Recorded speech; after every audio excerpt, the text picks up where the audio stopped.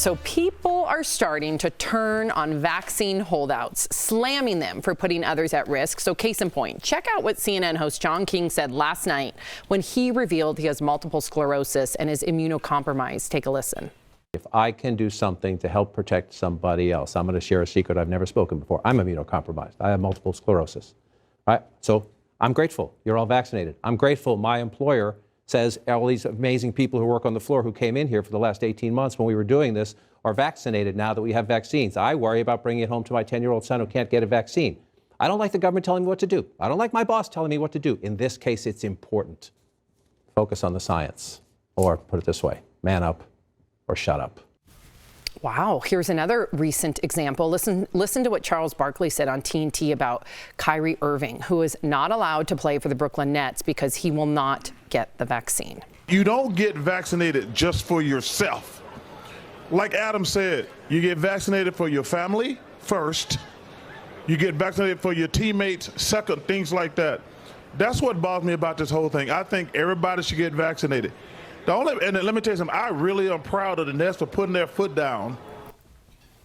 And even Fox News anchor Neil Cavuto is telling people to get the shot after he tested positive for COVID. So he released a statement saying, had he not been vaccinated with all his medical issues, this would be a far more dire situation. In fact, you said that in regard to your wife, Jordan. Had she not been vaccinated, who knows if she would have ended up in the hospital, considering that she had a pretty rough case for a breakthrough case. Yeah, I don't know. That's the thing. I don't know. To go back to the NBA thing, I just want to clear something up. The NBA is not mandating vaccines. It's the city that they play in. It's their state law. I want to make that clear. Right. It's not because the NBA. Initially he was cleared to play in road games, but not. Yeah, so you're right. exactly And they right. played in Milwaukee last night, and I guess Wisconsin has that law. I just want to make that clear. So going back to the vaccines, I really wish we had somebody here that was quote unquote anti-vax or had some facts to back up why they don't want to get vaxxed. Because we're all just going to sit up here and preach about vaccines. I'm vaccinated.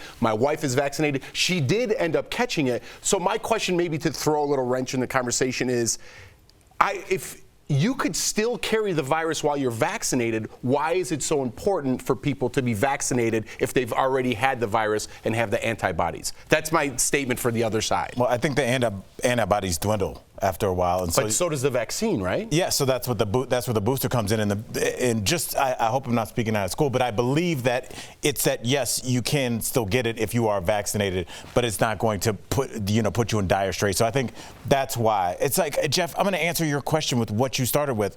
We don't know exactly, but we just know that the vaccine seems to be a better Well, we have enough direction. data in Yes, science. exactly. It's been 20 months. We have enough data in science that show us that if you are vaccinated, even if you do come down with a breakthrough case, even if you do transmit it, you are far less likely to transmit a heavy load of the vaccine than someone who is unvaccinated. And if you do get it, you're 11 times less likely to be hospitalized, you don't die. I don't think that anybody has died unless you're in a situation like Colin Powell, who already had all these underlying conditions with a weakened immune system. So I think it's important to note all that because we have the data. It works and it protects us.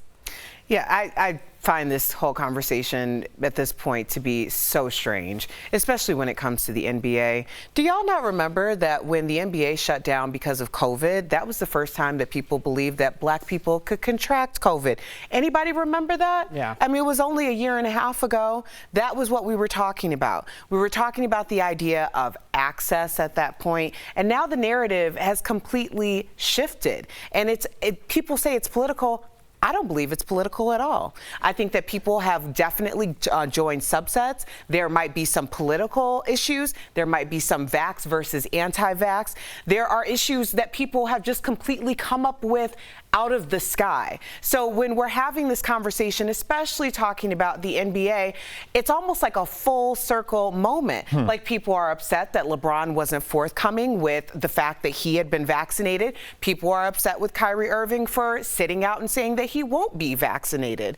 But at the end of the day, we know that people are still dying. That is very true. And I also understand, based on having multiple people die in my life, that has also been the catalyst for people who previously had no intention to get vaccinated, getting vaccinated. Really? So when I hear that, And it's with very mixed emotion that I hear that, because so you had to wait and go to somebody's funeral to really believe that this was real. That's what we were talking about here, because you can shove that. Right. Yeah. It just. How do you feel just personally, really quickly? Personally, do you feel like that people holding out on the vaccine is affecting, you know, baby Ford and your children and your life and even your freedom to get moving? Do you have any sort of resentment? Well, just this morning at 5 o'clock in the morning, I forwarded my ex-wife an Apple article saying that now 5 to 11-year-olds can be vaccinated. So this is very current for me, because before this we were talking about,